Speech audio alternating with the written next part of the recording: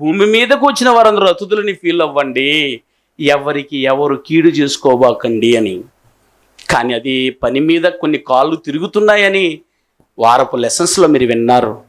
ఇంటింట కొండిమలు ఆడుచు అనేకులు కుటుంబాలు కానీ పాడు చేస్తున్నారన్న సందర్భాలను పాఠాల్లో మీరు విన్నారు. అయితే ఈరోజు మనం ఆలోచించాల్సిన పాఠంలో ఏదైనా చెలికాడు చెలికానికి కీడు చేస్తాడా? అతిథి కీడు చేయవాడా? అతిథి కీడు చేస్తాడా, మేలు చేయాలా ఒకరింటికి వెళ్ళి అన్నది పాఠం. అందులో దేవుని గుడారములో దేవుని కుటుంబముల్లో ఎవరు అతిథి అంటే ఎవరటైనా అతిథి? తన చెలికానికి కీడు చేయని వాడు అతిథి. అతిథి అంటే ఎవరటనైనా ఇప్పుడు తన చెలికానికి ఏం చేయకూడదట? కీడు చేసేవాడా, కీడు చేయనివాడా? కీడు చేయనివాడు. చెలికాడు అంటే మా స్నేహితుడు, ఫ్రెండ్ ఇంగ్లీష్లో. ఇంకా అంతేనంట ఏమా పొరుగువాడు ఎట్లయినా స్నేహితుడు అవుతాడు. పొరుగువాడు అనేది స్నేహితుడు. చెలికాడు అనే పదానికి నానార్థం చెప్పండి. ప్రియుడు చూద్దాం. అంటే చెలికాడు అన్న పదానికి కరెక్ట్ మీనింగ్ చెప్తే ఈరోజు పాఠం మనకు అర్థమైపోద్ది. అందుకని చెలికాడు అంటే ఒక స్నేహితుడు, నెంబర్ 1 ఆన్సర్. నెంబర్ 2 దాసుడు పరిచారకుడు అవుతాడు నాన్న.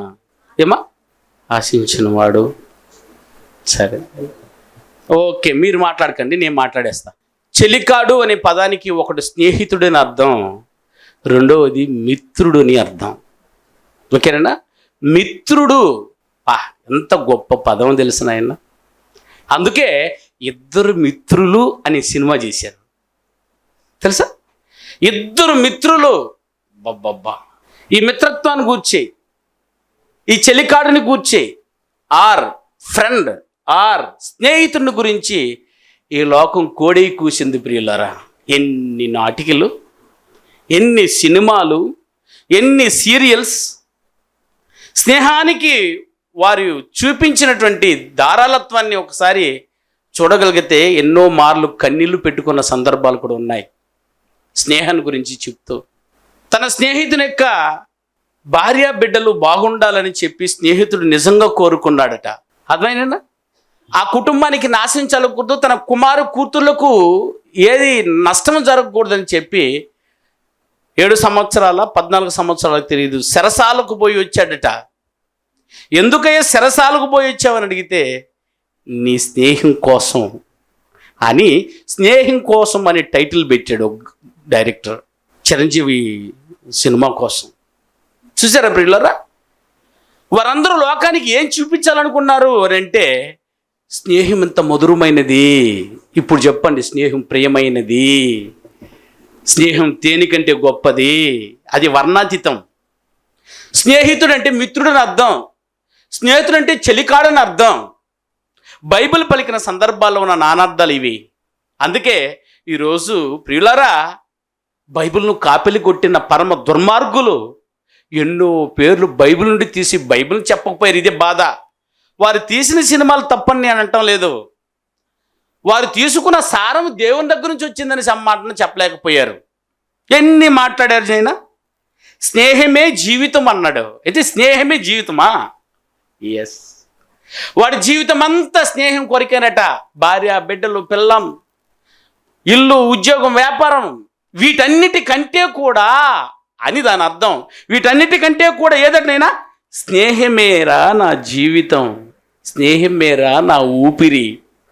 ఏనండి ఎన్ని పేర్లు రాశారో నేను ఒకసారి మీకు అందరికి చెప్పడానికి రాసుకొచ్చుకున్నాను. నేనంతా చూస్తారా? స్నేహమే జీవితం, స్నేహం కోసం నేస్తమా, నేస్తమా. స్నేహం అంటే ఇదేరా. 2 మిత్రులు, ఫ్రెండ్స్ డే, ఫ్రెండ్స్ కోసం, బాల్యమిత్రులు. ఇవన్నీ ఏది తెలియజేస్తుందని అంటే, స్నేహాన్ని గొప్ప చేసి చూపించిన డైరెక్షన్స్ అండి ఇవన్నీ. అంత గొప్పగా బైబిల్ కూడా చిత్రీకరించింది. స్నేహానికి పెద్దపీట వేసింది దేవుడు. స్నేహాన్ని చూపిస్తూ పెద్దపీట మీద వేసినటువంటి దాఖలాలు ఈ లోకం మీద ఉందనంటే అది బైబిల్ ఒక్కటే ప్రియులారా. స్నేహానికి ఎంత గొప్పతనం ఉందా? ఈరోజు నువ్వు చేస్తున్నవే స్నేహము, నువ్వు చూపుతున్నవే ప్రేమ, ఇట్లాంటిది కాదది. ప్రేమించాలా వద్దా? ఎందుకంటే ఎస్ఎంఎస్లు పెట్టుకుంటుందట ఇంకొకటి, ఈమెని ప్రేమించాలా వద్దా? ఇదేనా కవిత్వమా? ఫేస్బుక్లో ఏదైనా వాట్సాప్లో ఇందులో మునిగిపోయినది ఈమెని ప్రేమించాలా వద్దా? ఇదా? దేవుడు అలా చూపించలేదు. స్నేహానికి పైమెట్టి చూపించాడు. ఒక పెద్ద పీటను వేసి ప్రపంచానికి చూపించాడు. దేనైనా స్నేహము అంటే ఒక అపురూపమైన నిదర్శనాన్ని ఇచ్చాడు. ఓ నిజమైన స్నేహితుడు తన ప్రాణమును పెట్టునని రాశాడు బైబిల్లో. ఇంత కవిత్వం ఈ ఆరణ్యాల మీద ఒక్క మొగాడు, మీసమున్న మొగాడు రాయలేదు దీన్ని, ఒక బైబిల్ తప్ప. అదేనా నిజమైన స్నేహితుడు తన స్నేహితుని కొరకు ఏమి పెట్టును? ప్రాణమును పెట్టును. కథలు రాశారు, పెట్టి చూపించిన వారు ఒక్కరును లేరు. అంత గొప్ప మంచి పీఠాన్ని వేసి ప్రపంచానికి తేరిప్ప చూపించింది బైబిల్. ప్రియులారా, అంత గొప్ప మధురమైందండి బైబిల్. ఇంతవరకు చదవడం ప్రారంభించకుండా ఉంటే నా ప్రియ సోదరి మండలారా, ప్రారంభించండి ప్రియులారా, చదవండి అయ్యా ఒక్కసారి. ఇదో మతమని పక్కగా ఎట్టకండి, ఒక్కసారి అసలు ఇది ఏముంది ఇందులో అని చూసి చూడండి. ఈ మధురమంతా మీ కంటికి కనబడుతుంది. ఒక అతిథి ఎలా ఉండాలో, ఒక అతిథికి గల మర్యాదలు ఏదైతే ఉన్నాయో ఇక్కడ ఆర్యన నేల మీద ఎవరు చెప్పలేనైనా బైబిల్ మాత్రమే చెప్తుంది. బైబిల్ చెప్పిందంటే ఈ లోకంలో ఎవరు చెప్పుండరు దాన్ని. ఒకవేళ వారు చెప్పున్నా అది ఎందులో ఉండి చెప్పుండాలా? బైబిల్ ఉండే చెప్పుండాలి. అందుకే చూడండి, సామెతల గ్రంథం 17వ అధ్యాయం 17వ వచనంలో బైబిల్ ఓ గొప్ప నిర్వచనం ఇచ్చింది స్నేహానికి. ఒకసారి చూడండి ప్రియులారా. నిజమైన స్నేహితుడు విడువక ప్రేమించును. ఈడట నిజమైన స్నేహితుడు. స్నేహితుడు విడువక ప్రేమించునని రాశాడు నాన్న అని ఎందుకు పెట్టాడు? నిజమైన స్నేహితుడిని ఎందుకు పెట్టాడు తెలుసునైనా? ఈరోజు అబద్ధమైన స్నేహితులు కూడా ఉన్నారు కాబట్టి, భిన్నమైన స్నేహితులు కూడా ఉన్నారు కాబట్టి, అమ్మేసుకునే స్నేహితులు కూడా ఉన్నారు కాబట్టి మరుసటి వాదం చూడబోతున్నారు మీరు దాన్ని. ఈరోజు మంచి స్నేహితులు అంటే ఏదో చూస్తున్నారు. ఈరోజు మీకు చూపించాలనుకుంది, చెలికానికి కీడు చేయకూడదంటే చెలికాడంటే ఎవరు, చెలికాడని గురించి బైబిల్ ఏం చెప్తుందో ఇది మాత్రమే మీ మనసులో పెట్టాలనుకున్నాను ఈరోజు. ఎందుకంటే ఈ వారమంతా ఓ మంచి స్నేహాన్ని చేసి వస్తారు కాబట్టి. ప్రియులరా, ఎందుకనంటే దేవుడే పెద్ద పీఠం వేశాడు అని అంటే చెలుకానికి కీడు చేయొచ్చా? చెప్పు నాన్న, చెప్పు. నమ్మక ద్రోహం చేసేది ఈరోజు ఎవరు అని అంటే సాటి ఫ్రెండ్కే ఫ్రెండ్లు ద్రోహం చేస్తున్నారు. ఫ్రెండ్షిప్ చేసుకొని ప్రియులరా ఎన్ని దురాగతాలు కలుగుతున్నాయో మీకు అందరికీ నేను రేపు వివరిస్తాను. ఎందుకంటే చెడ్డవాడిని రేపు చెప్పబోతున్నాను కాబట్టి ఈరోజు మంచివన్నీ చూపించాలి మీ కంటికి. అందుకని సామెతల గ్రంథం 17వ అధ్యాయం 17వ వచనం ప్రకారం ఈరోజు మంచి స్నేహితుని మీరు చూడబోతున్నారు. ఏమన్నాడు ఆయన వచనంలో? నిజమైన స్నేహితుడు విడువక ప్రేమించును. ఏది విడువక ప్రేమించునంటే చెడు చేసినా విడవడట, ఏదైనా మాట్లాడేసినా విడవడట, నోరు జారేస్తే విడవడట, కొట్టినా విడవడట. ఒకప్పుడు మాట్లాడుకుంటూ పెట్టిమని కొడతారు, అసలు వాళ్ళకు కూడా తెలియకుండా మంచి దెబ్బ తగిలిపోద్ది. నేను చూసాం అనుకో, లేస్ సారీరా సారీ. ఎందుకని? నేను కొట్టాలని కొట్టదు, కానీ ఎంతో బాధ. చూసారా? అయినా ఎందుకు క్షమిస్తున్నామని అంటే నేను విడవకూడదు, ఇది నా స్నేహం. ఇటటి స్నేహం మన దగ్గర ఉందా ప్రియులారా? ఒక్క రోజు ఉంటే మరొక్క రోజు మరొక విధంగా బతికిస్తాం, మరొక నెల ఉంటే మరొక నెల ఇంకొక విధంగా ప్రవర్తిస్తాం. ఇక సంవత్సరాల కొద్దీ ఈ ఎడబాటే తప్ప ఇక చేరువయ్యే ఫ్రెండ్షిప్స్ ఈరోజు కనిపించట్లేదు ప్రియులరా. కానీ స్నేహమేరా నా జీవితం అన్నాడే. మరి ఇట్లాంటి స్నేహానికి మీరు ఏమి చూపించగలరో చెప్పండి ప్రియులారా. జీవితం అంతా ఓర్చుకొని ప్రేమించగలిగే స్నేహితుడు నీకున్నాడనన్నా, ప్రతి క్షణమందు వాడు ఎలాగో ప్రవర్తించినా నేను వాడి విడవను అని బైబిల్ పలికిన స్నేహత్వాన్ని ఈరోజు లోకం కలిగి ఉందా? లేదు అని అంటే అది నిజమైన స్నేహం కాదట. అందుకని నేనేమనైనా స్నేహం అనలేదు, నిజమైన స్నేహితుడు అన్నాడు. చూడండి, మళ్ళా చదువుతారా బైబిల్ని? బైబిల్ చక్కగా చదవాలి. మీకు దొరకడు దేవుడు, తప్పు పట్టడానికి దేవుడు దొరకడు నాన్న. ఎందుకంటే ఆయన తప్పు లేదు ఆయనలో గనుక. ఏమన్నాడమ్మా? స్నేహితుడు అనలేదు నాయనా. చూసారా, నిజమైన స్నేహితుడు విడువక నిన్ను ప్రేమించును. ఎప్పుడప్పుడు ఎలా ప్రేమిస్తాడు? అదే సామెతల గ్రంథం 18వ అధ్యాయం 24వ వచనంలో ఈ గొప్ప మాటను పలికించాడు దేవుడు. చూడండి, పరిశుద్ధాత్మ ప్రేరణ చేత. ఏనైనా సామెతల గ్రంథం 18వ అధ్యాయం 24వ వచనం. బహుమంది చెలికాండ్రులు గలవాడు. బహుమంది చెలికాండ్రులు గలవాడు. చెలికాండ్రులు అంటే ఏందైనా? స్నేహితుడు ఆర్ మిత్రుడు. ఎదట దాని అర్థము బహుమంది మిత్రులు కలిగి ఉన్నవాడు నష్టపడును. అనేనా ఏం పడతాడట? బహుమంది చెలికాండ్రి గలవాడు అంటే బహుమంది స్నేహితులు గలవాడు నష్టపడును. నష్టపడతాడా, లాభపడతాడా స్నేహితుల వలన? నష్టం అట్నైనా దేవుడు రాశాడు దీన్ని. అవును, నీ ఫ్రెండ్కి చెప్పులు ఉండవు, నువ్వు కొనిచ్చి ఉంటావు, అది నీకు నష్టమే కదా. 10 మంది స్నేహితులు ఉంటారు, 10 మంది చెప్పులు కొనేయాలంటే ఎట్లుంటుంది చెప్పు? బట్టలు వేయాలంటే ఎట్లుంటుంది చెప్పు? వాడు అద్దె కట్టాలంటే ఎట్లుంటుందో చెప్పు? చదువుకునేటప్పుడు స్నేహితులు పాపం చాలామంది పేదవాళ్ళు ఉంటారు, చాలామంది ధనవంతులు ఉంటారు. ఎక్కువ మంది డబ్బు కలిగినటువంటి పిల్లలు ఈ లేని పిల్లలను ప్రేమిస్తూ ఉంటారు, రూమ్మేట్స్గా తెచ్చుకుంటారు. ఇద్దరు ఉండగలుగుతారు రూమ్లో, కానీ అందులో 10 మంది గుక్కొని ఉంటారు. ఒకరి మీద ఒకరు పడుకొని ఉంటారు. గమనించండి. తెలియకుండా కూడా వాడు కడ్డర వీడు వేసుకుని వెళ్ళిపోతాడు. ఎందుకంటే లేదు కనుక. వాడు ప్యాంట్ వీడు వేసుకుంటాడు, వాడు చెప్పులు వేసుకుంటాడు, వాడు అద్దం వీడు వేసుకుంటాడు. ఎన్నోనండి, ఎక్సెట్రా. దీనివల్ల నష్టం అంటారా, అదేమంటారా?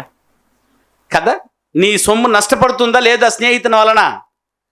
దేవుడు రాశాడు, నువ్వు అనుకునేదానికి లేదు ఇక్కడ. ఖచ్చితంగా నష్టపోతాం మనం. దాన్ని ఆయన ఏమన్నాడు చూడైనా? బహుమంది చెలికాండ్రులు గలవాడు నష్టపడును. సహోదరుని కంటే ఎక్కువగా హత్తియుండు స్నేహితుడు కలడు. బా, ఎవరికంటే కూడా? సహోదరుని కంటేనా? నీ తోడ పుట్టిన వారి కంటే కూడా ఎవరి మిన్నా? ఎవరిని? తోడ పుట్టిన వాడిని. నా ఫ్రెండ్ కంటే గొప్పవాడు కదా నువ్వు అంటున్నాడు ఈ వాక్యంలో. ఇంత గొప్పదండి, ఎంత పెద్ద పీఠం వేశాడు చూసారా? రక్తమును పంచుకు పుట్టిన సహోదరుని కంటే కూడా గొప్పవాడా? అంత గొప్పవాడు నా ఫ్రెండ్ చెప్తేనే వింటానంటాడు. కొంతమంది ఫ్రెండ్స్ ఇంట్లో నా ఫ్రెండ్ అడిగి చెప్తానంటారు. ఏంద్రా నీ ఫ్రెండ్ అడిగేది? ఈ అమ్మాయిని చేసుకోవద్దా ఏంది? నా ఫ్రెండ్ అడిగి వస్తానంటాడు. ఎందుకంటే నా ఫ్రెండ్ నా అన్న కంటే గొప్పవాడు. నీ అన్నగా నేను చెప్తున్నా, నీ తమ్ముడుగా నేను చెప్తున్నా. చూసారా ఎంత గొప్ప పద్ధపీఠం వేశాడు దేవుడు స్నేహానికి. నష్టము కలుగుతుంది ఫ్రెండ్స్ వలన, కలిగిన పర్వాలేదు. వాడితో హత్తుక్కొని ఉండే ఒక స్నేహితుడు ఉన్నాడు. అన్నదమ్ముని కంటే కూడా స్నేహం. చూసారా ప్రియులారా? మొట్టమొదటి బాధ రాగానే లేదా కష్టం రాగానే, ఇప్పుడే కూడా నాకు కూడా ఏదైనా కష్టం వచ్చిందంటే మొత్తం కనబడేది ఫ్రెండ్సే. ఫ్రెండ్ దగ్గరికి వెళ్తాం, ఓ ఫోన్ చేద్దాం, రే అర్జెంటుగా నాకు ఇంత కావాలిరా, ఏదైనా అవసరం ఉంటే తీర్చు తొందరగా. ఓకే, ఉంటే అడ్డు లేదురా. వాళ్ళనే మాట, ఉంటే అడ్డు లేదురా అంటాడు. అన్న ఉంటే కూడా అడ్డురా ఏమో. చూసారా? బంధురికాని కంటే కూడా, రక్త సంబంధుల కంటే కూడా ఎక్కువైనది ఏది అని అంటే ప్రియులరా, దట్ ఇస్ ద ఫ్రెండ్స్. దేవుడు పలికిన మాట. అందుకే స్నేహమే జీవితం అన్నాడు. చూసారా ప్రియులరా? అవునండి, ఇదంతా నిజమే. స్నేహం కోసం ప్రాణంగా నువ్వు పెట్టవచ్చు. ఓ నేస్తమా ఎక్కడున్నవారు? ఒక ఫ్రెండ్ నన్ను అనేవాడు, నువ్వు నా దల్కురా అని. అదేదో నాకు అర్థం కాదు కానీ. ఏంది బ్రదర్? అవును, నువ్వు నాకు గుండికాయవరా అన్నాడు ఒకసారి. చూసారు అంత గొప్పదండి. భార్యను చూసి అనలేదు గుండికాయ అని, వాడు అన్నను చూసి అనలేదు గుండికాయ అని, వాళ్ళ అమ్మను చూసి అనలేదు గుండికాయ అని. కానీ ఫ్రెండ్స్ని చూస్తే ఎందుకండి ఇంత బిరుదులు? ఇన్ని బిరుదులు పెడతాం. చూద్దాం, ఒక గొప్ప బిరుదుత్వాన్ని పెట్టినటువంటి ఒక స్నేహాన్ని చూడబోతాం ఈరోజు. దేవుడు వేసిన పెద్ద పీటను చూపిస్తున్నాను మీకు ప్రియులారా. ఏమండి? మరొక వచనం కూడా చూడండి. సామెతల గ్రంథం 27వ అధ్యాయం 6వ వచనం. మేలును కోరి, నీ మేలును కోరాగా, స్నేహితుని మేలును కోరి ఒక స్నేహితుడు ఏం చేస్తాడట? గాయములు చేస్తాడట. గాయాలంటే ఏందైనా? దెబ్బలు. నిన్ను కొట్టైనా నా ఫ్రెండ్గా పెట్టుకుంటాను.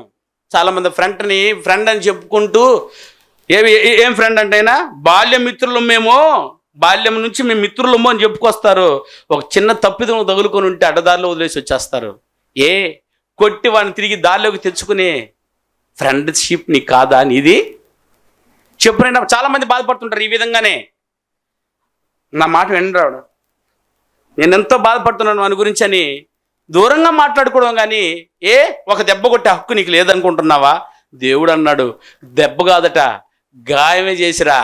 చూసారా ప్రియులారా, గాయపరిచేంత హక్కు ఉందనైనా ఉంది. భార్య చెంపుతో కొట్టిన ఒప్పుకోం మనం, కానీ ఫ్రెండ్ మాత్రం కత్తితో పొడి చేసినా నువ్వు క్షమించేయాలంటున్నాడు దేవుడు. ఎందుకనంటే ఫ్రెండ్స్కున్న వాల్యూ అది. దేవుడు ఫ్రెండ్స్కి వేసినటువంటి ఏదైనా మొత్తం పెద్ద పీఠం అది. అందుకని దేవుడు చెప్తున్నాడు, మేలు కోరి స్నేహితుడు నేనేం చేస్తాడనైనా. మనం ఏమనుకుంటే ఎంత దుర్మార్గుడు నువ్వా, తోడుండి గొంతు కోసావో, గొంతు కోయినట్టు పని చేసావు, ఎందుకు నా ఫ్రెండ్ నన్ను అరుస్తున్నాడు, ఎందుకు నా ఫ్రెండ్ నన్ను తిడుతున్నాడు అని ఒక్క మంచి ఫ్రెండ్ ఆలోచించడం అన్నా. వీడికి ఏదైతే మనసులో పడిపోయిందో అది నెరవేర్చడానికి ఫ్రెండ్ను మలుచుకోవడానికి ప్రయత్నిస్తుంటాం ఈ రోజున్న ఫ్రెండ్స్లో. వీడు కోరుకున్నది అది ప్రమాదకరమైనది తెలియకపోయినా దాన్ని కోరుకున్నప్పుడు ఇది వద్దురని ఫ్రెండ్ చెప్పినప్పుడు వినాలా వద్దునన్నా? వినగలిగినదే ఫ్రెండ్షిప్ నాన్న. వాడిని మళ్ళీ చేయకు, అప్పుడు నీకు తప్పుది మీ వృత్తి చూపిస్తారు, నిన్నెవరు దిద్దుకుంటారు, నిన్నెవరు మంచి మార్గంలోకి నడిపించుకోవాలి అని అంటే ఖచ్చితంగా నీ ఫ్రెండ్ నిన్ను గాయం చేసేంత హక్కు నీకు ఇచ్చినాడంటే ఒక తిట్టుకు భరించుకోలేకపోతున్నావు, నువ్వు కోపంగా చూడకూడదు అంటావు, ఇలా వద్దురా అని అంటే అరిస్తే మళ్ళీ పలకట్లేదు, నువ్వు 2-3 రోజులు మొహం ఎత్తి పెట్టుకుంటావు. చూసానైనా ఇది ఘోరం. ఫ్రెండ్షిప్ని ఫ్రెండ్ అడ్జస్ట్ చేసుకోవాలి. ఎందుకు ఇన్ని రోజులు బాల్యం నుండే ఒకే కంచం ఒకే మంచం పేరు చూసారా, ఒకే కంచం అంట, ఒక కంచంలో తింటారట, తర్వాత ఒక మంచంలో పడుకున్నప్పుడు ఈరోజు నీ కీడును కోరుకుంటాడా? ఈడు ఎందుకు నా బాగు గురించి మాట్లాడుతున్నాడా, నా స్వార్థం గురించి మాట్లాడుతున్నాడా, వాడి స్వార్థం కొరకు మాట్లాడుకుంటున్నాడా, నా మేలు కొరకు మాట్లాడుతున్నాడు నా ఆలోచించగలిగే ఈరోజు ఫ్రెండ్షిప్స్ అంత టైం లేదు, బిజీ. అందుకే ఈయనేమన్నాడు ఆయన, మేలు కోరి స్నేహితుడు నేనేం చేయను, గాయములు చేయును అంటే అంత స్నేహతనికి పెద్దపీట వేసింది యెహోవా దేవుడు. ప్రియులారా ఏమన్నాడు చూడండి ఒకసారి. నిర్గమకాండం 33వ అధ్యాయం 11వ వచనంలో దేవుడు స్నేహానికి వేసిన పీఠం ఎంత పెద్దదో ఒకసారి ఈ లేఖన భాగాన్ని చదవండి ప్రియులారా. పరలోకమందున్న దేవుడెక్కడ, భూమి మీద మానవుడెక్కడ నాన్న? దేవదూతల కంటే తక్కువ స్థాయిలో చేయబడ్డ ఈ నరులెక్కడా? దేవదూతలు వణికిపోయే భయంకరమైన దేవుడెక్కడ? చూడు ఆ వాక్యాన్ని. మనుషులు తన స్నేహితునితో మాట్లాడినట్టు, ఇదిగో చెప్పిన సేపు స్నేహితునితో మాట్లాడినట్టు యెహోవా మోషేతో ముఖాముఖిగా మాట్లాడెను. అంటే ఆయన యెహోవా మాటలాడువాడు, మనకు తెలుసు. ఏనైనా యెహోవా ఎలాంటి వాడినైనా మాటలాడే దేవుడు నాన్న. యెహోవా మాట్లాడగలడు దేవదూత చేత. ఆయన మాట్లాడతాడంటే మళ్ళా ఇట్ట పాట అపార్థం చేసుకుంటారు చాలామంది. యెహోవా మాట దేవదూత వలన వచ్చుద్ది. ఎందుకనంటే ఆయన ఆత్మ గనుక ఆయన మాట్లాడలే మాట దేవదూతలతో. ఈరోజు నువ్వు మాట్లాడాలన్నా నువ్వు కూడా ఆత్మ కదా. ఈరోజు నువ్వు మాట్లాడాలన్నా నీకెవరు సహాయం కావాలా? నోరు సహాయం కావాలా? అర్థమైనా? నోరు ఎందులో ఉందా? శరీరంలో ఉంది. శరీరం దేంతో చేయబడిందా? నేల మట్టితో. నేల మట్టి ఏ మెటీరియల్? దేవదూత. చూసారా, దేవదూతే కావాలా ఈరోజు నువ్వు మాట్లాడాలన్నా. ఆ రోజు దేవుడు ఆత్మ కనుక ఆయన మాట్లాడాలన్నా ఎవరు కావాలి? ఆయన ఇదిగో దేవదూత ముఖాముఖిగా మాట్లాడుతాను మాట్లాడిన దేవుడు. అంత్య దినముల్లో దేవుడు ఎట్టుంటానైనా పూర్వకాలమందు నానా సమయములోను నానా విధములుగా మన పితరులతో మాట్లాడే దేవుడు ఈ దినములు అంతమంది తన కుమారుని ద్వారా మనతో మాట్లాడాను. ఆయన మాట్లాడేవాడు. ఆయన మాట్లాడతట ఎలాగనంటే మనుషులను ఫ్రెండ్స్తో ఫ్రెండ్ కలగజేసుకుంటాడట. చూసారా, మనుషులలో దేవునికి ఫ్రెండా? దేవుడు వేరు, మనిషి వేరు. దేవునికి దేవుడు ఫ్రెండ్ అయి ఉండాలి, మనిషికి మనుషులు ఫ్రెండ్ అయి ఉండాలి, దున్నపోతుకు దున్నపోతు ఫ్రెండ్ అయి ఉండాలి కాదా? దున్నపోత పశువుతో ఫ్రెండ్షిప్ చేసిద్దా? చేయదు. పంది మేకతో పరిచయం ఫ్రెండ్షిప్ చేస్తుందా? చేయదు. చూసారా, ఇప్పుడు చేస్తుందిలే. అనక ఆ భావం, దేవుడు దేవునితో స్నేహం చేయాలి, దేవుడు మనిషితో స్నేహం చేస్తున్నాడంటే స్నేహానికి పెద్దపీట వేసి ఎదుగో లోకానికి పరిచయం చేస్తున్నాడు. నా స్నేహితుడు మనిషి కాడా? ఎవరట మనిషి? మోషే. ఇక చూడండి, దినవృత్తాంతంలో 2వ గ్రంథం 20వ అధ్యాయం 7వ వచనం. నీ జనులైన ఇజ్రాయేలీల నుండి, ఆ ఇజ్రాయేలీల ఎదుట నుండి నీ దేశపు కాపురస్తులను తోలివేసి నీ స్నేహితుడైన అబ్రహాము యొక్క సంతతికి నీవే. ఏదన్నా ఎంత గొప్ప మాట పలుకుతున్నాడు ఆయన ఇక్కడ. అబ్రహాముని స్నేహితుడా? అవును, అబ్రహాము దేవుని స్నేహితుడు. ఈ పాఠమంతా మీరు విన్నారు. ఎవరు నిజమైన స్నేహితులు అన్న పాఠంలో మీరు వినేశారు. ఎవరు నిజమైన చెలికాడు అన్న పాఠంలో ఇదన్నా వినేశారు. దేవుడు మనుషులతో స్నేహం చేయాలనుకుంటున్నాడంటే అందరి మనుషులతో కాదు. ఆ రోజు అందరి మనుషులు ఉన్న అబ్రహాన్ని ఎంచుకున్నాడు, అందరి మనుషులు ఉన్న మోషేని ఎంచుకున్నాడు, అందరి మనుషులు ఉన్న యాకోబుని ఎంచుకున్నాడు, అందరి మనుషులు ఉన్న దావీదుని ఎంచుకున్నాడు. నువ్వు దేవుని స్నేహితుడివేనా? చెప్పు నాన్న. స్నేహితులు ఉండొచ్చు నీకు, ధనవంతుడి స్నేహితుడిగా ఉండొచ్చు, బయట దేశస్తుడి స్నేహితుడిగా ఉండొచ్చు. దేవుడు స్నేహితుడై ఉన్నాడా నీకు? ఇది గొప్పతనం. స్నేహానికి వేసిన పెద్దపీట ఇదే. మీరు దేవునితో స్నేహం కలిగి ఉండాలట.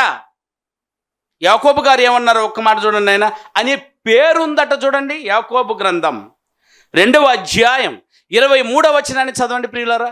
కాబట్టి అబ్రాహాము దేవుని నమ్మెను, అది అతనికి నీతిగా ఎంచబడెను అని లేఖనము నెరవేర్చబడెను. అని లేఖనం ఏమైందటైనా నెరవేర్చబడెను. మరియు దేవుని స్నేహితుడు అని అతనికి పేరు కలిగెను. చూసారా, పేరు ఎత్తంగానే అబ్రహాముని పిలవాల్సిన అవసరం లేదట. ఆయన దేవుని స్నేహితుడు పిలిస్తే చాలట. మనం కూడా అప్పుడప్పుడు పేర్లు మాట్లాడడం, ఫలానా ఆయన ఫ్రెండ్ అని అంటాం. చూసారా, ఇదండి పలానా యెహోవా దేవుని ఫ్రెండ్ అట ఈడు అనాలి. పలానా దేవుని కుమారుడిని యేసుక్రీస్తు యొక్క ఫ్రెండ్ అట ఈడని లోకం చెప్పుకోవాలి నాయన నిన్ను గురించి. అదండి గొప్ప స్నేహం. అలాగైతే యేసుక్రీస్తు నీ స్నేహితుడు అవుతాడా? అవుతాడు. సులువుగా చేసుకోవచ్చు యేసుక్రీస్తు వారిని. యేసుక్రీస్తు వారు కూడా స్నేహానికి ఏం చేశాడు? ఆయన స్నేహాన్ని గౌరవించాడట. ఆయన పెద్దపీట వేశాడు తండ్రి. కుమారుడు స్నేహానికి గౌరవనిచ్చాడట ప్రియులరా. ఎలాంటి గౌరవం తెలుసా? యోహాను శుభవార్త 15వ అధ్యాయం 13వ వచనం. యేసుక్రీస్తు వారు మాట్లాడుతున్నారు. తన స్నేహితుల కొరకు తన ప్రాణము పెట్టువాని కంటే ఎక్కువ ప్రేమ కలిగిన వాడు ఎవడు లేడు. ఎంత గౌరవం ఇచ్చాడంటే ప్రాణాన్ని ఇవ్వగలిగినంత గౌరవం ఇచ్చాడు ప్రియులరా. ఎవరట? ఎవరమ్మా? యేసుక్రీస్తు వారు. యేసుక్రీస్తు వారికి కూడా స్నేహం మీద గౌరవం ఉందనైనా. తనకు మంచి స్నేహితులు ఉన్నారు భూమి మీద ఉన్నప్పుడు. ఆయన చనిపోయాడు తెలుసునైనా. చనిపోతే ఏం చేశాడమ్మా? ఆయన స్నేహితునికి విలువ కట్టి గౌరవించి కన్నీళ్ళు విడిచాడు ప్రియులరా. లాజరు చనిపోతే ఏదైనా ఆయన చేస్తున్నటువంటి స్నేహానికి, స్నేహం అంటే పని అని అర్థం. అది చదివండి ముందు 14వ వచనం. స్నేహం అంటే లాజరు చచ్చిపోయిన దానికి ఎడవలేదు. చచ్చిపోయిన బ్రతికించగలిగిన వాడు ఎందుకు ఎడవాలా? 4 రోజుల తర్వాత ఏం చేస్తాడు నాన్న? లేపేసిన ఆయనకి కన్నీళ్ళు ఎందుకు రావాలా? నేరుగా పోయి లేపుకోలేడా? కానీ ఎందుకు కన్నీళ్ళు విడిచాడంటే ఆ స్నేహానికి కన్నీళ్ళు విడిచాడు, ఆ పనికి కన్నీళ్ళు విడిచాడు. ఇది చూడు, మళ్ళీ చదవండి. తన స్నేహితుల కొరకు 14వ వచనం నాన్న. నేను మీకు ఆజ్ఞాపించు వాటిని, యేసుప్రభు అంటున్నారు, నేను మీకు ఆజ్ఞాపించు వాటిని చేసిన ఎడల మీరే నా స్నేహితులు అంటున్నాడు ప్రియులారా. యేసుప్రభు వారు చెప్పింది చేసేసామంటే మనం యేసుప్రభు వారికి ఏమవుతామంటమ్మా? ఎంత సులువు అవుతుందో చూడు యేసుప్రభుతో స్నేహం చేయడం అంటే. ఎంతమంది స్నేహితులు అవ్వాలనుకుంటున్నానన్నా? అక్కరం ఆశపడమా? చూడండి, యేసుప్రభుతో స్నేహితులై ఉండాలి అంటే వెళ్ళు, ఆయన చెప్పింది చేసిరండి. సర్వ సృష్టికి వెళ్ళి సువార్తను ప్రకటించిరండి, చాలు. ఆయనకేమైపోతారు? ఈ పనిని చేసిన లాజరు స్నేహితుడయ్యాడు. ఆయన చచ్చిపోతే ఆ ప్రాంతంలో వాక్యము చచ్చిపోయింది. అందుకే లాజర్ని తిరిగి లేపుకున్నాడు. నువ్వు ఇంకా కొద్ది కాలం ఉండాలి, నువ్వు నా స్నేహితుడివి, నా పని ఇంకా అక్కడే ఉంది. నేను ఆజ్ఞాపించిన పని పూర్తి అవ్వకుండా చచ్చిపోయావు, అందుకే నేను బాధపడుతున్నాను. హిజ్కియా రాజు చనిపోయినప్పుడు, హిజ్కియా రాజు చనిపోయినప్పుడు ఎవరు వెళతారు అన్నప్పుడు యేసుప్రభు వారు వచ్చారు భూమి మీదకి. నేను వెళతాను, నేనున్నాను, నన్ను పంపని. ఏదైనా చూసారా? యేసుప్రభు ఏది ఆజ్ఞాపించాడో అది చేయువారే ఎవరికి స్నేహితున్నా? యేసుక్రీస్తుకు స్నేహితులయ్యుందురు. అంటే ఇతను స్నేహాన్ని ఈయన గౌరవించాడు. కాబట్టి సామెతల గ్రంథం 17వ అధ్యాయం 17వ వచనం ప్రకారము స్నేహాన్ని గురించి దేవుడు ఏం మాట్లాడాడు నైనా చూడండి. ఆ మాటల్లో మరలా చదువుదాము. నిజమైన స్నేహితుడు అన్నాడు, చూసారా? నిజమైన స్నేహితుడు విడువక ప్రేమించును, విడువక ప్రేమించును. అతన్ని గూర్చి పాత నిబంధన గ్రంథంలో ఒక స్నేహాన్ని పరిశుద్ధాత్మ ప్రేరణతో రాసి మన చేతిలో పెట్టాడు ప్రియులారా. అదేనండి, ఓ మంచి స్నేహితులు బైబిల్లో ఎవరైనా ఉన్నారా అని అంటే యేసుప్రభును చూపించక ముందు నేనంటున్నది ఆలోచించగలిగితే ఒక దావీదు, ఒక యోనాతాను, ఒక గొప్ప ఫ్రెండ్షిప్ ప్రియులారా. ఎంత గొప్పది అని అంటే వర్ణింప సఖ్యము కాని ఫ్రెండ్షిప్ వాళ్ళది. ఎలాంటి ఫ్రెండ్షిప్ అంటున్నాయినా? సామెతలు 17:17 వారి జీవితాల్లో నెరవేరిందంట ప్రియులారా. నిజమైన స్నేహితుడు విడువక ప్రేమించును, విడువక ప్రేమించును. యోనాతాను దావీదును విడువక ప్రేమించాడు. అలసిపోయి కొంత గ్రంథాన్ని రాశాడటనైనా దావీదు తన ఫ్రెండ్ మీద. కవిత్వం రాశాడు, పాటలు రాశాడు. నా ఫ్రెండ్ ఎట్టాటి నా ఫ్రెండ్ అని చూద్దాం. ఈయన ఈది ఏ ఊరు, ఈయనది ఏ ఊరు, వీళ్ళ నాన్న ఎవరు, వాళ్ళ నాన్న ఎవరో తెలిస్తే వీళ్ళు ఫ్రెండ్షిప్ ఎలా ఏర్పడిందో ఒకసారి లేఖన భాగం నుండి పరిశీలన చేద్దాం కదనైనా. యోనాతాను ఎవరి కుమారుడు నన్నా? ఎవరి కుమారుడు? సౌలు రాజు కుమారుడు. మొట్టమొదటి ఇజ్రాయేళ్లకు మొట్టమొదటి రాజు ఎవరునైనా? సౌలు. ఆయనకు పుట్టిన కుమారుడు ముగ్గురు ఉన్నారు. అందులో ఎవరు? ఇతను యోనాతాను ఒక కుమారుడై ఉన్నాడు ప్రియులరా. యోనాతాను. దావీదు ఎవరి కుమారుడు? ఎవరి కుమారుడట? యెషై కుమారుడు. ఇంక లేఖనాలు చూపించాల్సిన అవసరం లేదు, మీకు అర్థమైపోయింది కాబట్టి. దావీదు ఎవరి కుమారుడట? యెషై కుమారుడు. యెషై ఎవరి కుమారుడా? ఎవరి కుటుంబం నుంచి వచ్చాడని చెప్పండి. రూతు కుటుంబం నుంచే వచ్చాడు అన్న, బోయాజు కుటుంబం నుంచి వచ్చాడు. ఓకే, ఈ యెషైకి చూసారా అపురూపమైన కుమారులు పుట్టారు. చాలామంది పుట్టినప్పటికీ అందులో అద్భుతమైన కుమారుడు ఎవరినైనా? దావీదు. ఎవరి కుమారుడు నీవు అడగగలిగినంత గొప్ప కార్యం చేసి పెట్టుకున్నాడు రాజు ఎదుట. ఈ సందర్భం మీకు ముఖ్యంగా ముందు మీకు అర్థమైతే వీళ్ళకి ఫ్రెండ్షిప్ ఎలా జరిగిందో మనకు అర్థమవుద్ది. ఫిలిస్తీయులు బాగానాలి, ఫిలిస్తీయుల దగ్గర ఇజ్రాయేలు తగులుకొని ఉన్నారు యుద్ధంలో, తెలుసు కదా నైనా. యుద్ధంలో ఉన్నప్పుడు ఆ పక్క ఎవరున్నారైనా ఫిలిస్తీన్ల పక్క గోలియాత్, తెలుసు కదా. గోలియాత్ యుద్ధమునకు సిద్ధంగా ఉన్నాడు. ఇజ్రాయేల్ అందరూ వణికి చచ్చిపోతున్నారు. ఆ సమయంలో దావీదు ఆహారం తీసుకొచ్చాడు అన్నదమ్ముళ్ళకి. యుద్ధంలో ఆ రోజు అందరూ వెళ్ళాలా? ఎక్కడికా? ఇంటింటికి ఒకరు వెళ్ళాలా యుద్ధానికి. అలా వెళ్ళినప్పుడు వారికి ఆహార పదార్థాలు తీసుకొచ్చాడు. ఎవరు? మేకలు మేపుకుంటూ వచ్చి ఆ రోజు ఆహార పదార్థాలు తీసుకొస్తే ఆ పక్క నుంచి తొడగొట్టి మీసం మేలేస్తూ పిలుస్తున్నాడు, ఇజ్రాయేలులో ఎవడు లేడా నన్ను గెలవడానికి? మొగోడు లేడా అన్నట్టు అనంగానే సూర్యమంటుంది ఈ మొగోడికి మాత్రం. అక్కడ ఉన్న మగవాళ్ళు అందరూ గాజులు వేసుకుని కూర్చున్నారని దాని అర్థం, అంతేనా? ఎందుకనంటే వాడు అన్ని ఎంత ఎత్తుగలిగిన వాడో వాడు ఎత్తాడు పక్క నుండి. వాడి చేతిలో ఉన్న ఈట ఎంత అంటదైనా 90 అడుగులే. 90 అడుగులు ఎత్తంటే ఎంత ఎత్తు ఉండాలి ఒకసారి ఊహించండి అన్న. అంత బరిస, ఆ బరిసని ఇక్కడ నుంచి 100 అడుగులు దూరంలో ఉండేవాడిని ఏం చేయవచ్చా? దూడ బరికెత్తుకుంటూ వచ్చిన వాడిని ఇక్కడ నుంచి ఏం చేయవచ్చునడా? పుసుకని అనా దగ్గరకు వచ్చిన తర్వాత కాదు, అంత బలశాలి ఆ దగ్గరికి పోవడానికి భయపడి చస్తున్నారు. అప్పుడు దావీదు వచ్చి నేను చంపేస్తాను ఇట్లాగే సింపుల్గా. నువ్వు చంపేస్తావా? హే అమ్మా, ఇది వీళ్ళు అన్నదమ్ములు నోరు వెంటనే నోరు మూసేస్తున్నారు. ఎందుకని? ఏ ఊరైనా పోతామంటే ఎత్తు వదిలేసేటట్టున్నారు ఇజ్రాయేలీలు తమ ప్రాణాలు కాపాడుకోవడానికి. అప్పుడే పోయి రాజుకు చెప్పేశారు. ఏమని? మనలో ఎవరు ధైర్యంగా లేకపోయినప్పటికీ ఎవడో ఒక కుర్రోడు వచ్చి నేను వెళ్ళి చంపేసి వస్తానని విజిలేస్తున్నాడటని ముందు వాడిని పట్టకరండి ఎక్కడికే. అవునా? పట్టకొచ్చి తడిగుడ్డ నెత్తిన వేసుకుని కూర్చున్నాడు ఎవరు? సౌలు రాజు. అప్పుడు నేను వెళ్తాను అన్నాడు. ధైర్యాన్ని ఇచ్చాడు సౌలుకి. సౌలు రాజు ధైర్యం తెచ్చుకున్నాడు. భయంగా ఉంది. నువ్వు 12 ఏళ్ళ పిల్లాడు, నువ్వు ఎట్లా పోయి చంపేసి వస్తావురా? నాకు బలం ఉంది. సింహం యొక్క బారి నుండి, ఎలుగుబంటి యొక్క బారి నుండి నా బలం కాపాడలేదు, కానీ నా వెనక ఉన్న నా దేవుని బలం నన్ను రక్షించింది. సొన్నతి లేని ఈ ఫిలిప్స్ని చంపడం ఎంతసేపు అన్నాడు. ఈ మాట ఆ ధైర్యాన్ని తెప్పించి అతను పంపించాడు. వెళ్ళాడు, తల తెగ నరికి తీసుకొచ్చుకున్నాడు. తెలుసు కదా నేను ఇవన్నీ. తల తీసుకొస్తూ ఉన్నప్పుడు వారింటికి వస్తూ ఎదురు పడుతున్నప్పుడు సందర్భంలో యోనాతానికి దావీదుకి ఓ మంచి ఫ్రెండ్షిప్ ఏర్పడుతుంది. అది చదవాలనంటే చూడాలంటే బైబిల్ని విప్పి చూడండి. సమూయేలు మొదటి గ్రంథం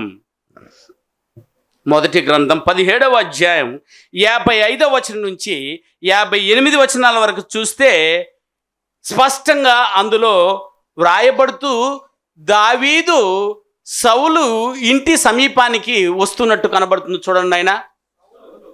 సౌలు చూచినప్పుడు పిలిపించి ఈ యవనుడు ఎవని కుమారుడు అని అడగగా, నీ ప్రాణము తోడు నాకు తెలియదును అనిను. అందుకు రాజు, ఈ పడుచువాడు ఎవని కుమారుడో అడిగి తెమ్మని అతనితో ఆజ్ఞాపించెను. దావీదు ఫిలిష్తీయుని చంపి తిరిగి వచ్చినప్పుడు అబ్నేరు అతన్ని పిలిపించుకుని పోయి ఫిలిష్తీయుని తల చేతిలో ఉండగా అతన్ని సౌలు దగ్గరకు తోడుకొని వచ్చెను. సౌలు ఆ గోలియాతు తల తెచ్చుకునే అతన్ని చూసి, చిన్నవాడా, అప్పటికేటి అయ్యాడా బొడ్డోడు, చిన్నవాడా నీవెవని కుమారుడు అని అడగగా, దావీదు నేను బెత్లెహేమీయుడైన యెషయా అని నీ దాసుని కుమారుడని ప్రతి ఉత్తరం ఇచ్చెను. ఓకే, ఇంతవరకు సందర్భం జరిగింది. ఇప్పుడు దావీదు ఎవరింట్లో ఉన్నాడు? ఆయన సౌలు రాజు ఇంట్లో ఉన్నాడు. ఇప్పుడు చదవండి 18వ అధ్యాయం. దావీదు సౌలుతో మాటలాడి చాలించినప్పుడు యోనాతాను, ఎవరు యోనాతాను? సౌలు కుమారుడు యోనాతాను హృదయము దావీదు హృదయముతో కలిసిపోయాను. ఇది మాట. ఈయన సంభాషణ, ఈయన ప్రత్యుత్తరము, ఈ యుద్ధ ధైర్యము, వీటన్నిటిని చూసి రాజు కుమారుడైన యోనాతానికి ఎలా ఉందంటే ఆయన వీడితో ఎప్పుడప్పుడు కలిసిపోవాలని కోరుకుంటున్నాడు.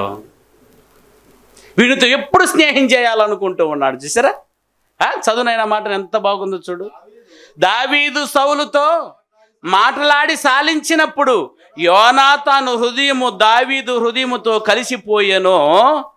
యోనాతాను దావీదును తనకు ప్రాణ స్నేహితునిగా భావించుకుని అతనిని ప్రేమించెను. మయా, అంత గొప్ప ప్రేమ! అది స్నేహమే నా జీవితము అని మాట కాదు, స్నేహమే జీవితం కొరకు అర్పించిన ఏకైక వ్యక్తి యోనాతాన్. ప్రియులరా, ఎలాగో ఫ్రెండ్స్ అయ్యాడు, మరి దావీదు కూడా ఫ్రెండ్ అవ్వాలిగా ఇతనికి. నేను ఒక్కడినే లవ్ చేస్తే సరిపోద్దా? నేను ఒక్కడినే ఫ్రెండ్షిప్ తెలియజేస్తే సరిపోద్దా? అతనికి కూడా నేను నచ్చాలా వద్దా? ఇద్దరు నచ్చితే కదా బాగుంటుంది. కింద వచనం చదవండి. అలాగే ఆ దినమున అతని తండ్రి ఇంటికి తిరిగి అతనిని వెళ్ళనీయక, దావీదుని వెళ్ళనీయక సౌలు అతనిని చేర్చుకొనెను. దావీదు తనకు ప్రాణ స్నేహితుడని భావించుకొని అతనిని ప్రేమించుచు యోనాతాను అతనితో నిబంధన చేసుకొనెను. గొప్ప నిబంధన వరకు వెళ్ళిపోయింది వీళ్ళిద్దరిది. ఎస్, ఇరువురు ప్రేమ కలిగిన వారై నిబంధన దగ్గరికి వెళ్ళారంటే ఒకరు ఇష్టపడక కాదు. పెళ్లి చేసుకోవాలంటే ఏం చేయాలన్నా? పెళ్లి చేసుకోవాలంటే ఏం చేయాలమ్మా? ముందు ఇద్దరు ఇష్టపడితే పెళ్లి చేస్తారా? ఒకరు ఇష్టపడితే పెళ్లి చేస్తారా? ఒకవేళ ఒకరి ఇష్టంతో పెళ్లి చేస్తే ఇక వీపుతోనే కాపురం చేయలేడు. అంతేనా? ఏం అడిగినట్టు మాట్లాడతారు. ఫ్రెండ్షిప్ కూడా చూడండి ఆయన ఎట్టుందో. ఇద్దరు ఫ్రెండ్షిప్ ఉంటేదో బాగుండేది. ఇద్దరు నచ్చాలి, ఒకరికి ఒకరు నచ్చాలి. అలా నచ్చుకున్నారు. దావీదు ఇంటనే పెట్టుకున్నారట నాయన. ఎవరిని? ఒక నిబంధనలోకి, ఒడంబడిలోకి వచ్చేసారు. నన్ను విడకూడదు, నువ్వు విడకూడదు. ఆ రోజుల్లో అయితే నెత్తురు మీద ప్రమాణం చేసుకునేవారట. నెత్తురు ఇలా చేసి, ఈ నెత్తురు ఇలా చేసేసి కలిపేసి మనం ఇద్దరము విజన్. కొంతమందికి నవ్వు వస్తుందంటే వాళ్ళు చేసి ఉంటారు ఈ పని. మంచి ఫ్రెండ్షిప్ ఉంటారు, మంచి ఫ్రెండ్స్ ఉన్నారు నిజంగా తమకు కలిగింది కూడా నా ఫ్రెండ్కి ఇచ్చి వాడిని చూడాలి అనుకునేటువంటి మంచి మనసు ఉన్నటువంటి ఫ్రెండ్స్ ఉన్నారు. ఆ మంచి మనసున్న ఫ్రెండే యోనాతాను. ప్రియులారు, బాగుంది కదా, మంచి ఫ్రెండ్షిప్ ఉంది. దావీదు ఇంట్లోనే ఉన్నాడు, దావీదు కుటుంబంలోనే దావీదుని వారి ఇంట్లోనే పెట్టుకున్నాడు, యోనాతాను ఇంట్లోనే పెరుగుతున్నాడు. బాగుంది. ఒకరోజు ఏం జరిగిందో చూద్దాం. నేనా కాసేపటికల్లా ఏం జరిగిపోతుందో ఇదే ప్రమాదం. ఇప్పుడు 18వ అధ్యాయము 6వ వచనం నుంచి 10వ వచనం వరకు చదవాలి. 6వ వచనం నుంచి 10వ వచనం వరకు. దావీదు ఫిలిష్తీయుని హతము చేసి తిరిగి వచ్చినప్పుడు ఆ ఊరిలో స్త్రీలు, ఇశ్రాయేలీల స్త్రీలు ఊళ్ళన్నింటిలో నుండి తంబూరముతోనూ సంభ్రమం చేస్తున్నారట. సంభ్రమంతోనూ వాద్యములతోనూ పాడుచు నాట్యమాడుచు రాజైన సౌలును ఎదుర్కొంటకై వచ్చిరి. ఆ స్త్రీలు గాన ప్రతిగానములు చేయుచు వాయించుచు ఇలా అంటున్నారట. ఎలా? సౌలు 1000 కొలది, దావీదు 10,000 కొలది శత్రువును హతము చేసిరి అనిరి. ఈ మాటలు సౌలునకు ఇంపుగానుందా? సర్ర సర్ర సర్ర అంటుందా? తెరనా? ఏముంది? రాజు నేను, పొగిడింపులు వాడికా? రాజమార్తాండ, రాజ గంభీర, దావీదు గారు అన్నారనుకో, అప్పుడు రాజు కిరీటం వేసుకొని సింహాసనం కూర్చున్నాడు. ఏమవ్వాలా? సిరమంటుంది. అప్పటి వరకు ఈయన మంచిగానే ఉన్నాడు. ఎప్పుడైతే ఈ ప్రజల వల్ల ఎప్పుడైతే పొగిడింపులు జరిగాయో చూసారా, వెంటనే కింది వచనం చదువునా, ఇంక కింది వచనం అందులోని. కాబట్టి ఆనాట నుండి సౌలు దావీదు మీద విషపు చూపు చూస్తున్నాడట. ప్రేమ చూపులు పోయింది. ఏ చూపులు వచ్చినాయా? ఎవరా? యోనాతాను కదా. నేను యోనాతాను వాళ్ళ నానైనా ఎవరు? సౌలుకి ఏ చూపులు వచ్చాయట? విషపు చూపు పెట్టుంటుంది. అయినా పైన ఏమో బాగుంటుంది, అవునా? ఇట్ట కౌగులించుకున్నప్పుడు పొట్ట పొట్ట పొట్ట పళ్ళు కొరుకుతాం. ఇట్లుండాలిగా, కళ్ళు అట్టున్నాయి. ఎప్పుడు వేసేయాలి ఇన్ని? పైన బాగా చూస్తాం, లోపల విషంలో అది అన్నాడన్న విషపు చూపు చూస్తున్నాడంట. ప్రియులారా, 11వ వచనం కింద. అవును. అప్పుడు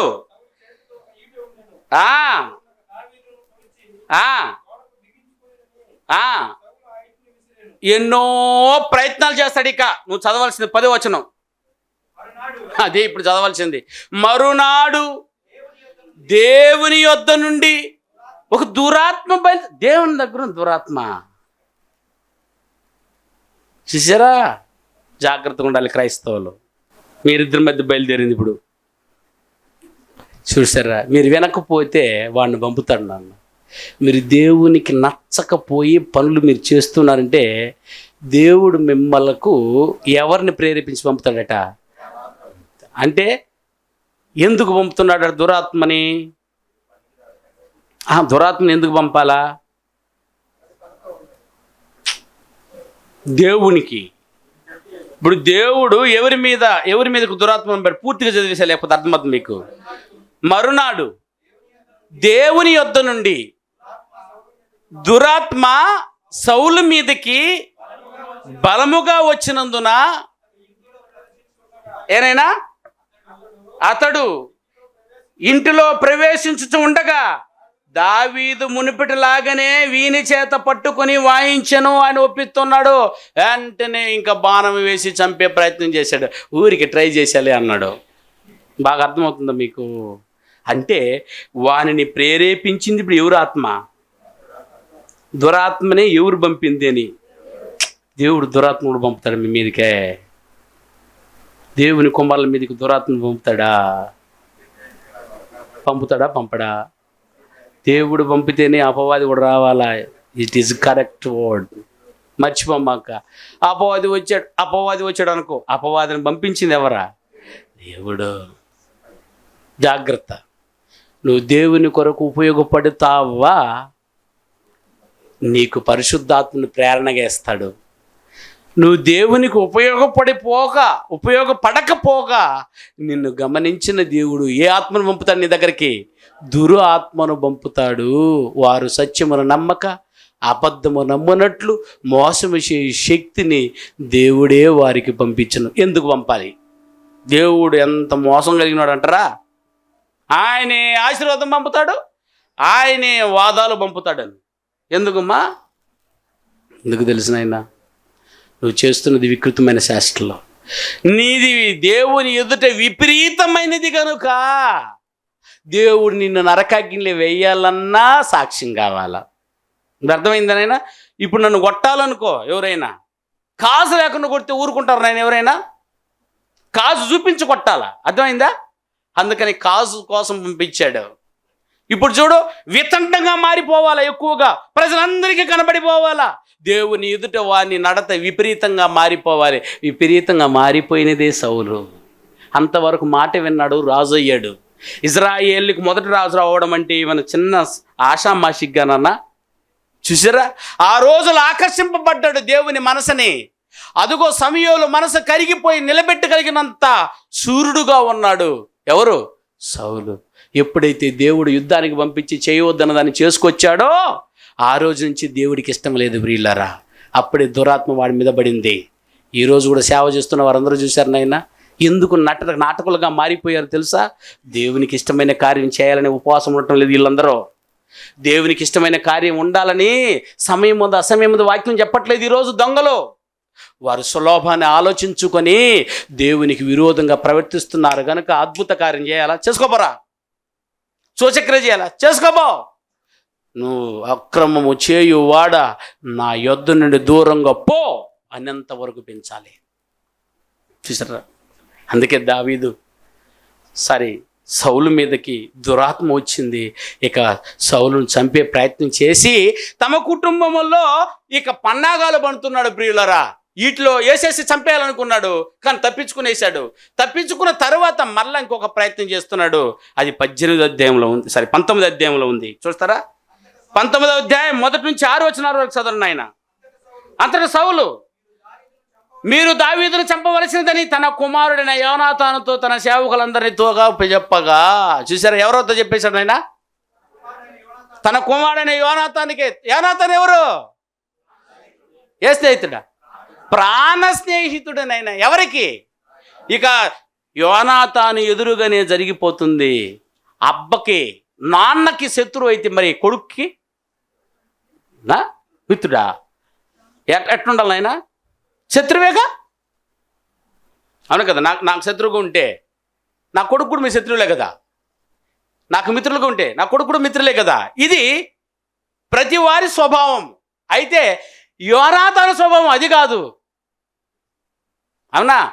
నీది తప్పు. ఎవరిది తప్పు అక్కడ? సౌలుది తప్పు. చూడు ఏమన్నాడో, చంపేయాలని ప్రయత్నం చేసి కుమారునికి ఆజ్ఞాపించాడు. ఇప్పుడు కుమారుడు ఏమంటున్నాడు చూడైనా,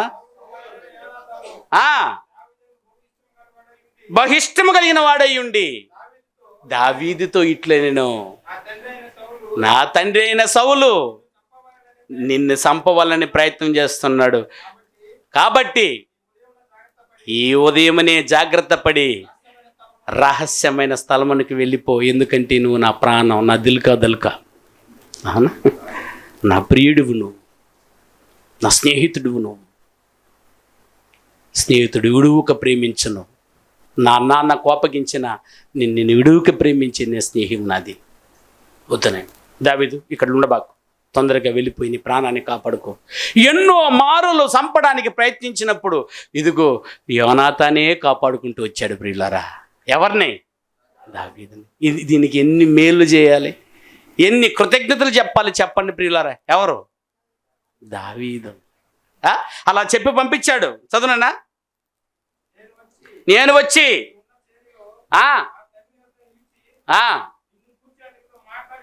నేను వెళ్ళి మాట్లాడతా, మా నాన్నకి తెలియటం లేదు అసలు విషయం, నీ మీద ఎందుకు కోపం పెంచుకున్నాడు. నేను వెళ్ళి మాట్లాడతా మా నాన్నతో, నేను మాట్లాడి వచ్చేంత వరకు ఆ చేనులో నువ్వు దాగి ఉండు అని చెప్పాడు.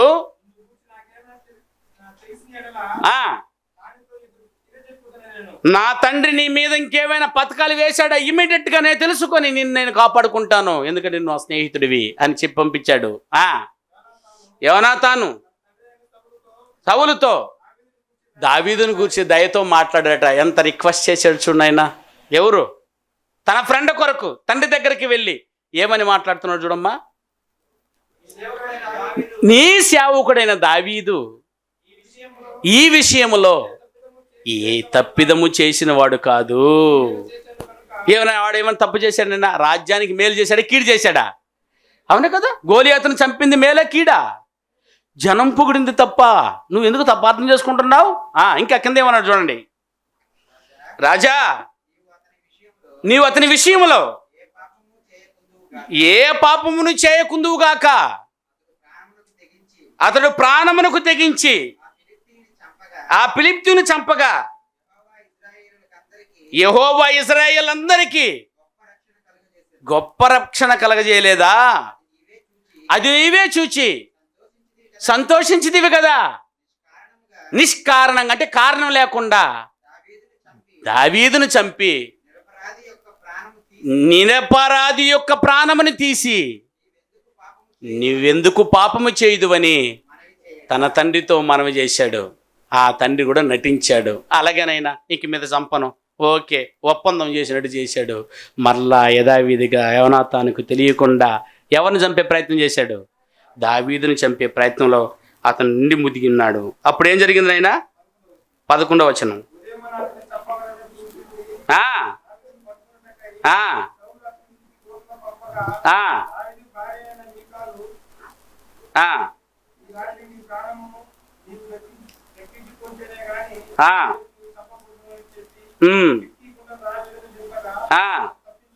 వాడు తప్పించుకొని పారిపోయాను. మొదటి సమూయేలు గ్రంథం 20వ అధ్యాయం 17వ వచనాన్ని చూడండి ప్రియులారా.